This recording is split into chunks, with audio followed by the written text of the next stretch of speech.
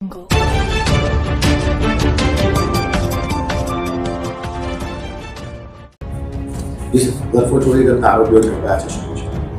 Rural police તેમજ Chikhli police સ્ટેશનમાં અગાઉના મહિનાઓમાં રાત્રિની ઘરફોડ ચોરીના અનેક ગુનાઓ બનેલા હતા, જે બાબતે નવસારીની લોકલ ક્રાઇમ બ્રાન્ચની અલગ અલગ ટીમો બનાવીને આ જે ગુના બનેલા એ સ્થળ વિઝિટ કરીને તેની આજુબાજુના સીસીટીવી કેમેરા તેમજ આઉટસોર્સથી બાતમીદારો તેમજ ટેકનિકલ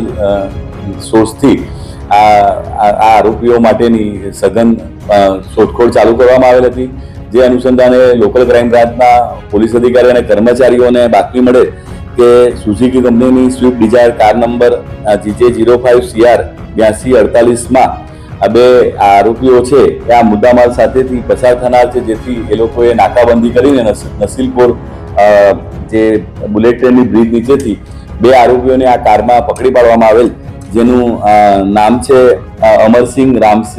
અમરસિંહ સમશેરસિંહ બાવરી એટલે સિકલકર, ધંધો બાંધકામ કન્સ્ટ્રક્શન અને રહેવાનું માંગરોળ સુરત છે। અને બીજા જે આરોપી છે એનું સમંદરસિંહ સન ઓફ સિકંદરસિંહ પરિચિતસિંહ રહે પુનિતનગર પાંડેસરા નાઓને પકડી પાડવામાં આવેલ અને તેમની પૂછપરછ અને તેમના પાસેથી કુલ રૂપિયા 15,44,969 રૂપિયાનો સોના ચાંદીના દાગીના તેમજ રોકડા રૂપિયા અને મોબાઈલની રિકવરી કરવામાં આવેલ છે। અને જે આ બંને આરોપીઓ છે એમાં જે એક નંબરનો આરોપી છે અમરસિંહ શમશેરસિંહ બાવરી, જેના વિરુદ્ધમાં નવસારી જિલ્લામાં તેમજ ગુજરાત રાજ્યમાં અને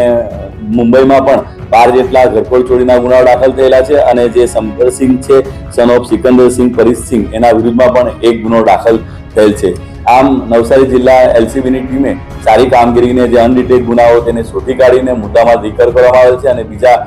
5 જેટલા ગુનાઓ શોધી કાઢેલ છે।